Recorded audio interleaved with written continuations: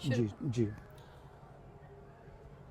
ठीक है, उधर ही बैठ जाओ। खुदावंद की ज़िंदगी बख्श पाक कलाम में से मुकद्दस लूका की अंजील उसका 17वां बाब और 11वीं आयत से 19वीं आयत तक पढ़ेंगे। और ऐसा हुआ कि यरूशलेम को जाते हुए वो सामरिया और गलील के बीच से होकर जा रहा था, और एक गांव में दाखिल होते वक्त 10 कोढ़ी उसको मिले। उन्होंने दूर खड़े होकर बुलंद आवाज से कहा, ए यस्सु, ए साहिब, हम पर रहम कर। उसने उन्हें देखकर कहा, जाओ और अपने तई काहिनों को दिखाओ। और ऐसा हुआ कि वो जाते जाते पाक साफ हो गए। फिर उनमें से एक ये देखकर कि मैं शिफा पा गया, बुलंद आवाज से खुदा की तमजीद करता हुआ लौटा और मुंह के बल यस्सु के पांव पर गिरकर उसका शुक्र करने लगा, और वो सामरी था। यस्सु ने जवाब में कहा, क्या 10 पाक साफ ना हुए? फिर वो नौ कहाँ है?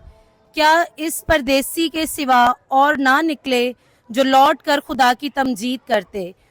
फिर उससे कहा, उठ और चला जा, तेरे ईमान ने तुझे अच्छा किया है। पाक कलाम के पढ़े और सुने जाने से हम सब बरकत पाएं।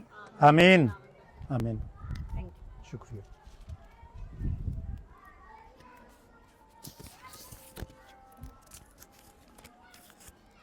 इस वाक्य में हमारे लिए बहुत से असबाक हैं, और मैं ये चाहूंगा कि जितनी देर हम यहां पर बैठे हैं, अब से लेकर जब तक कलाम का हिस्सा खत्म नहीं होता, आप नहीं उठेंगे। कोई काम है तो आप जा सकते हैं नीचे।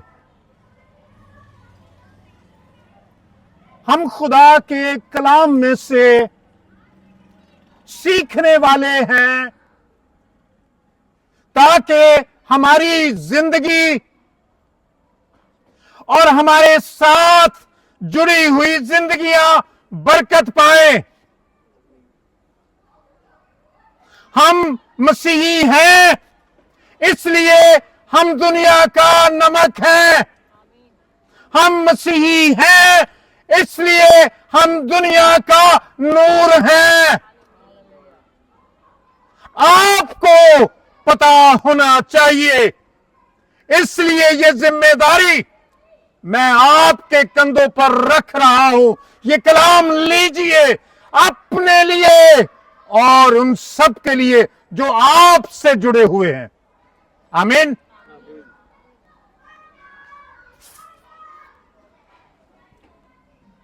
जब कोई बात कर रहा हो गौर से सुनते हैं, क्योंकि उसी में बात होती है, उसी में भेद होता है। इब्लीस का काम होता है ये आप पर ना खुले, ये आपको पता ना लगे। ईमान बड़ा जरूरी अमल है। हम जब कोई काम करते हैं,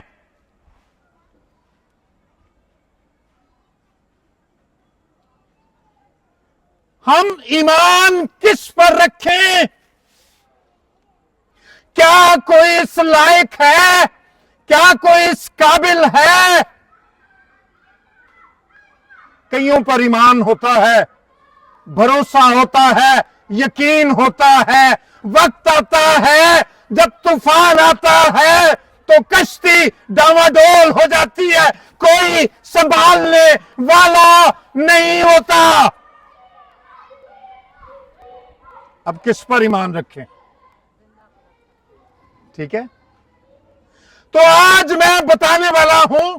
बहुत से लोग कहने वाले हैं, फलां जगह जाओ, फलां जगह जाओ, फलां जगह जाओ, ये ठीक है, ये ठीक कर देगा, ये ठीक कर देगा। बिल्कुल गलत है। जो बात यीशु मसीह ने की है, जो दावा यीशु मसीह ने किया है, किसी और में जुर्रत नहीं कि ये दावा करे और कहे, आए थके मांदो और बोझ से दबे हुए लोगों, सब मेरे पास आओ, मैं तुमको आराम दूंगा। आमीन। मतलब क्या हुआ? अब भरोसे के काबिल कोई है। और जितने काम हम खुदा पर भरोसा रख कर करते हैं, हमें पता नहीं चलता ये कौन कर रहा है, और काम होते चले जाते हैं। काम क्या है? होते चले जाते हैं, नजर नहीं आता, पता नहीं लगता। जेब और बाकी सारे मामलात जीरो नजर आते हैं, लेकिन काम होते नजर आते हैं। कौन है ये गैबी हाथ किसका है? ये हमारे खुदावंद यीशु का है। हालेलुया। वो करता है ये काम। उसने कहा, जमीन और आसमान का कुल इख्तियार मुझे दिया गया है, मेरे पास है, इसका मालिक मैं हूं।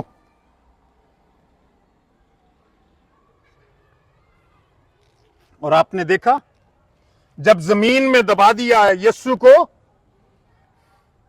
तो वो जमीन से तीसरे रोज, कितने दिनों के बाद? कितने दिनों के बाद? 3 दिन के बाद नहीं। हाँ जी, इसलिए मैं दोहरा रहा था, ताकि 3 दिनों के बाद नहीं, बल्कि तीसरे दिन वो कब्र से बाहर निकल आया।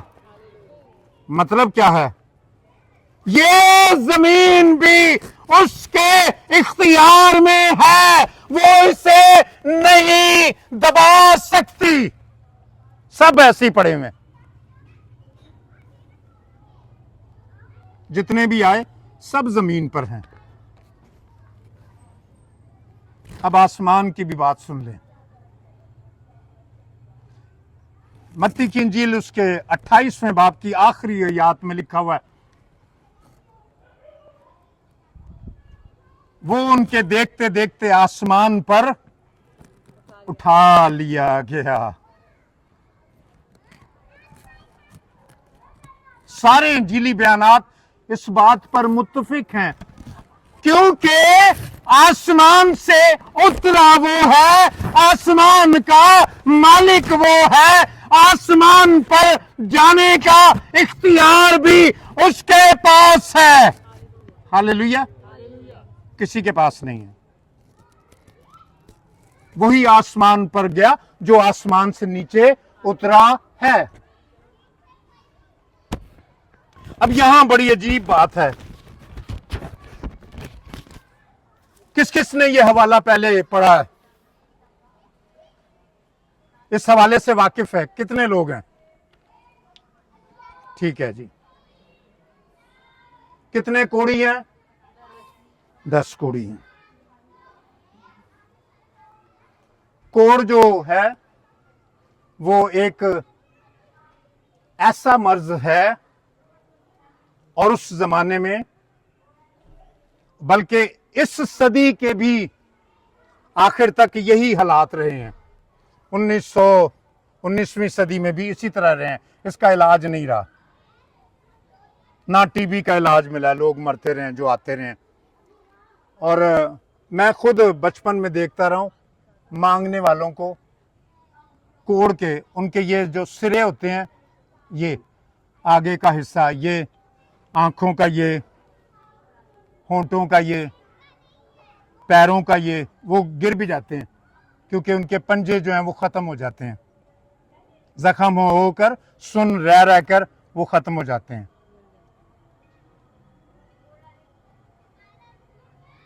बाइबल में गुनाह जो है उसको भी इससे तशबीह दी गई है। किससे? कोड़ से। लगता है तो फिर जान नहीं छोड़ता। उसके लिए शरीयत में क्या हुक्म है, बताएंगे कोई? कोड़ के लिए शरीयत के मुताबिक ये है, घर से निकाल दो एक बात, फिर उसके बाद गांव से निकाल दो, आबादी में वो शख्स ना रहे। गुनाह का भी यही हाल है। जब आदम ने गुनाह किया तो खुदा ने कहा इसको अदन से निकाल दो, और खुदा ने आदम और हवा को अदन से खारिज कर दिया। Out, get out, get lost, खबरदार। कोड़ का भी यही अमल है। अब 10 कोड़ी इस मर्ज में मुब्तला यीशु के पास आ जाते हैं। क्या मैंने सही कहा? यीशु के पास आते हैं? जी नहीं, पास कोई नहीं आ सकता था। एक वक्फा था जो बनाना जरूरी था, और यह कहना जरूरी था नापाक, नापाक, नापाक कोड़ी का, ताकि कोई दूसरा आए तो वो वहां से हट जाए।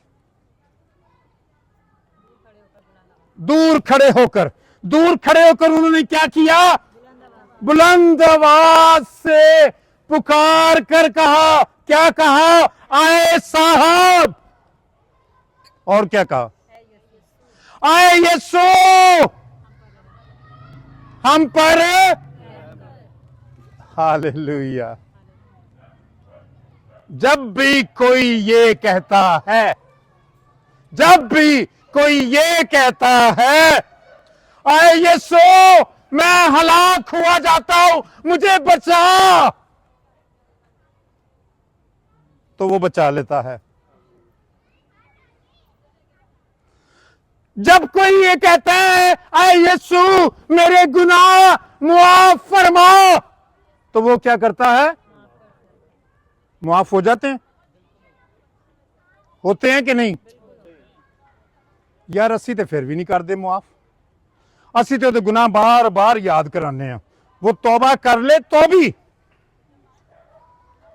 तौबा कर ले तो भी कराते हैं याद। वो बात याद आई तेरी, वो बात।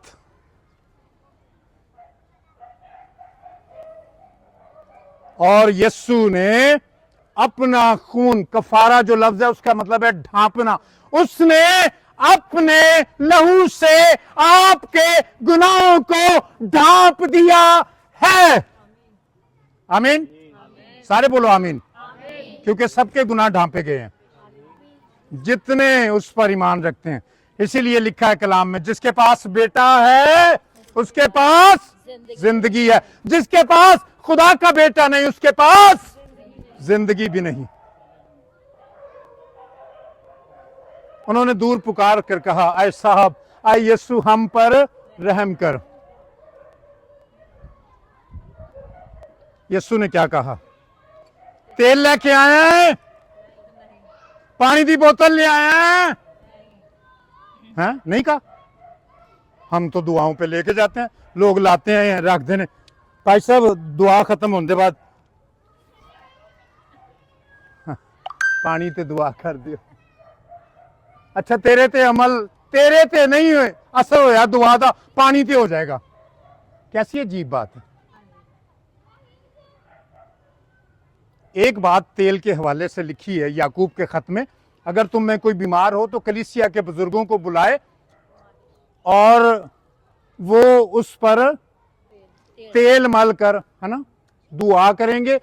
जो दुआ ईमान से की जाएगी उसके बायस बीमार बच जाएगा, बल्कि उसके गुनाह भी मुआफ हो जाएंगे। ये लिखा है।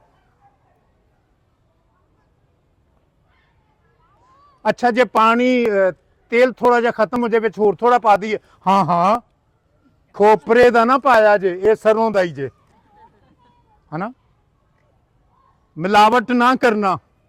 मुझे किसी बेटी ने बताया कि मैं अपने बच्चे को लेकर गई दुआ के लिए पास्टर साहब के पास, बेलोन पास्टर साहब की कर देने। पास्टर साहब ने दुआ की थी, क्या ठीक हो जाएगा, लेकिन ये कपड़े लथे ना किसी नूं देवी। ये कौन सी दुआ है? ये केड़ी बाइबल है? अरे भाई तू क्या सिखाता है? बाइबल सिखा, बाइबल सीख, फिर सिखा। एक तो 1 मिनट लगता है, 1 मिनट लगता है पादरी बनाने च। मैं भी पिछे जे बनाया, ये इंज कीता, पादरी बन गया। हाँ, आपको भी कोई इतना लंबा चौड़ा अब प्रोग्राम थोड़ी करना पड़ेगा, लेकिन ये बाइबल का तरीका नहीं है। हम चलते हैं इस पर।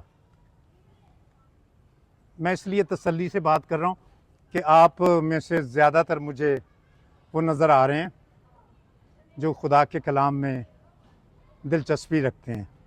हालेलुया। मेरा दिल इस बात के लिए आज खुशी से भरा हुआ है। अपने लिए तालियां ज़रूर बजाएं। आप वाकई बहुत, आप खुदा को बहुत अजीज हैं। अच्छा, बात हमने कहां छोड़ी थी? यीशु के पास आए और पुकार कर कहने लगे, आए यीशु, आए साहब, हम पर रहम कर। यीशु ने क्या किया?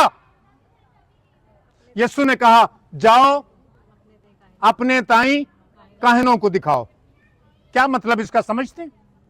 क्या मतलब है अपने ताई काहिनों को दिखाओ? काहिन अगर उसको देखकर कहते हैं कि ठीक है, तो फिर वो जो है पाक साफ होकर उसको फिर जो है तहारत भी पूरी करनी है। जी ठीक है, बिल्कुल यही बात है। जो काहिन है वही उसे खारिज होने का भी हुक्म देता है। उसका जिस्म देखता है, उसका हाथ देखता है, उसका निशान देखता है और फिर कहता है इसको निकाल दो बाहर। अब वही देखेगा, ये जिस्म वही देखेगा। अब उन्होंने क्या किया बताएं? यीशु ने क्या कहा? अपने ताई काहिनों को दिखाओ। अपने ताई यानी अपने आप को काहिनों को दिखाओ। तो उन्होंने क्या किया?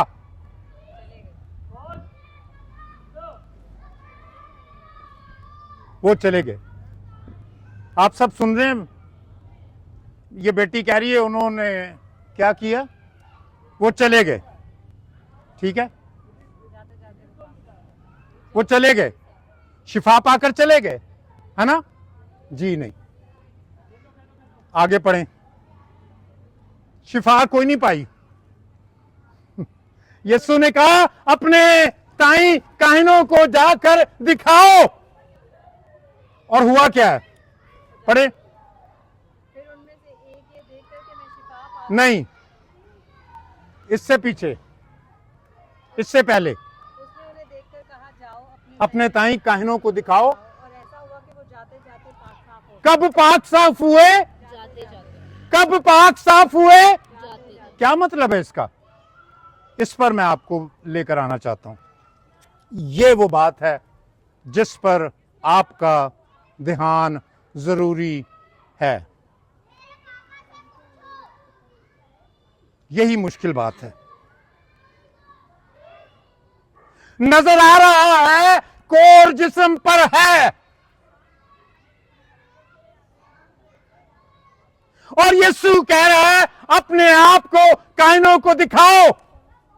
पता है ये कितना बड़ा रिस्क ले रहे थे वो? अब अगर वो इस तरह चलते हैं और गांव की तरफ जाते हैं तो शरीयत के मुताबिक हुक्म क्या था आप जानते हैं? क्या हुक्म था? पत्थर मार के हाँ, कि पथराव करो, इसको संसार करो, इनको मार दो।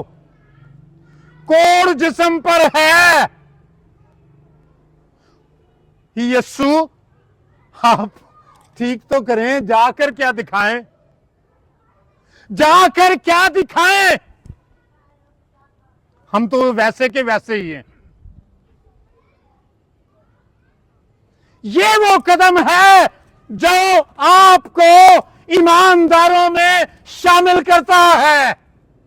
कभी उठाया ये कदम? कभी उठाया ये कदम? तकलीफ मौजूद हो और दुआ की जाए और आप शुक्रगुजारी करें, ये वो कदम है। जब कोई ये कदम उठाता है तो खुदा का काम उसकी जिंदगी में शुरू होता है। आमीन। ये कौन सा काम है? जब वो कहता है जो कुछ, हां ये बेशक बदन पर कोड़ है, लेकिन जो यीशु कहता है वो ठीक है।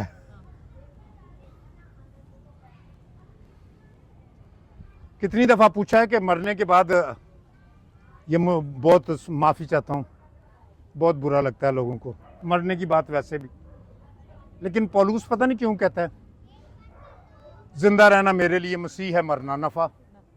वो नफे की बात कहता है। जब मौत की बात की जाए, आप कहां पर जाएंगे? मैं आपसे सवाल पूछ रहा हूं, कहां पर जाएंगे जब आप इस दुनिया से रुखसत हो जाएंगे? जब रूह बदन से अलग हो जाएगी, कहां जाएंगे आप? हमारे अमाल पे डिपेंड करता है। बिल्कुल। इतने अच्छे सवाल, इतने अच्छे जवाब दिए, बहुत अच्छे। ये वाला दुरुस्त नहीं है। यीशु मसीह पर ईमान रखते हैं तो बिल्कुल हम उसके पास ही जाएंगे। अब थोड़ा बात ठीक है, अमाल की बात ना करना जी। आल में बाला पर जाएंगे क्योंकि उसने हमारे लिए वो दरवाज़ा खोला है। क्योंकि अगर हम ईमान में निजात पा चुके हैं, अगर हम नए सिरे से पैदा हो गए हैं, तो बिल्कुल हम आल में बाला पर जाएंगे, क्योंकि उसने उन लोगों को भी वो आल में बाला पर ले गया था। मैं ये सवाल कर रहा हूं कि आप मरने के बाद कहां जाएंगे? यीशु के पास। खबर में रूह की बात की कैसी कंफ्यूजन है ना? आपने रूह की बात की, कंफ्यूजन है ना? है। आपने रूह की बात की कि रूह कहाँ जाएगी। ठीक है, रूह कहां जाएगी ये बता दें। अगर हम निजात याफ्ता है तो खुदा के पास जाएंगे। अगर मगर बिल्कुल कोई नहीं है। यीशु को कबूल करने के बाद कोई अगर तो कोई मगर नहीं चलेगा, बिल्कुल नहीं चलेगा। वो ईमान ले आए, जैसे भी थे, सलीब पर 7 डाकू था। उसने कहा, डाकू ने यीशु को देखकर कहा, आए खुदावन, जब तू अपनी बादशाही में आए तो मुझे। यीशु ने कहा, अगर मैं गया तो फिर मगर तू आएगा, है ना? ये तो नहीं कहा। क्या तू आज ही मेरे साथ फिर दोस्त में होगा? आपके अंदर अगर कहां से आ गया? ठीक है, बात यह है, जो कोई कबूल करता है, यह मुफ्त बख्शिश है। नहीं, मुफ्त बख्शिश है ईमान लाने वालों के लिए। यीशु ने कहा, आज ही, आज, अभी, आज, जैसे तेरी आंखें बंद होंगी तो आंखें खुलेंगी फिरदौस में, और मैं और तू एक साथ होंगे। आज ही तू मेरे साथ फिरदौस में होगा।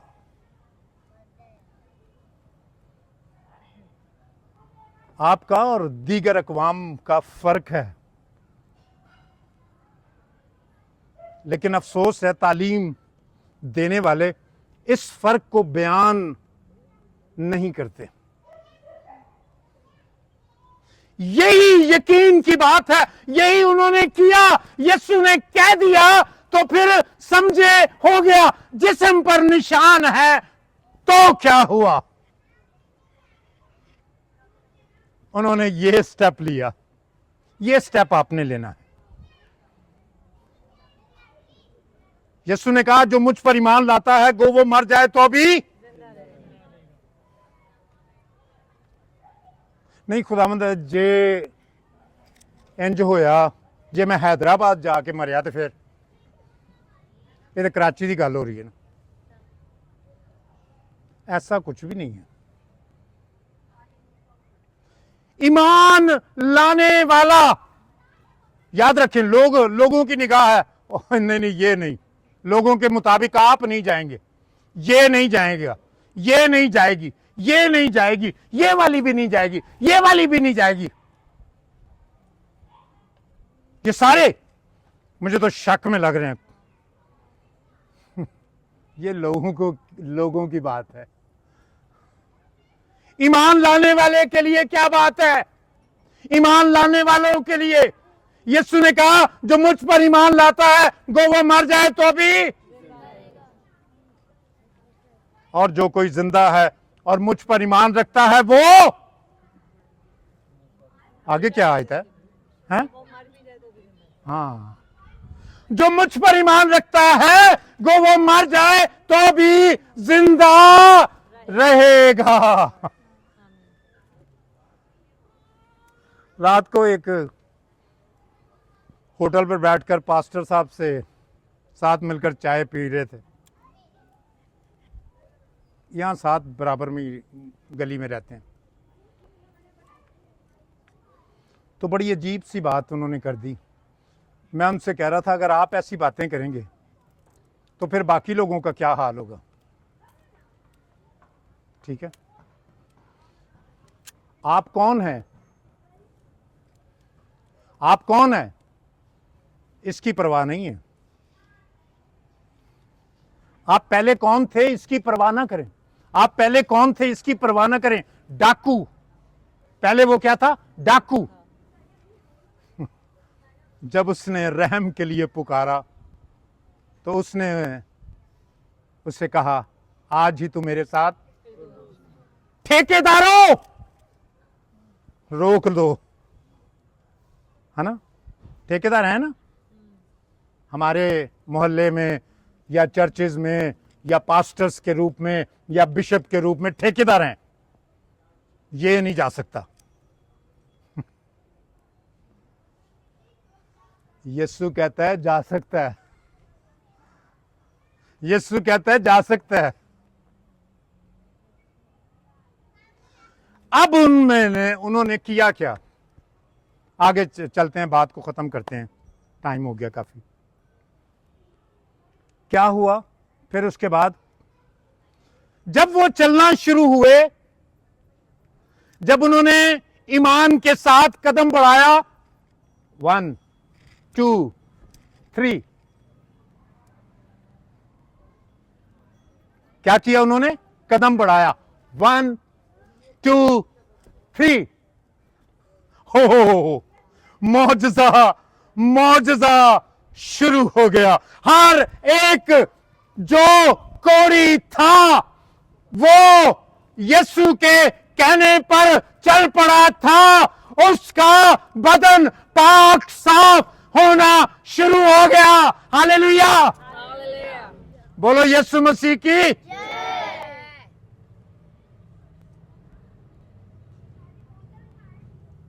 बात यहां खत्म नहीं हुई। हमारा मौजू जो है ना, अब हम उस पर आते हैं।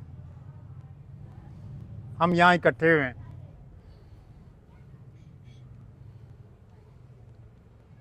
ये बड़ा हमारी कौम में तो खैर बहुत है, ये नहीं पाकिस्तानियों में। कोई चीज कोई दे, थैंक यू, है ना? नहीं नहीं नहीं, बल्कि कहेंगे ओ हो रहन दो, दी की जरूरत सी,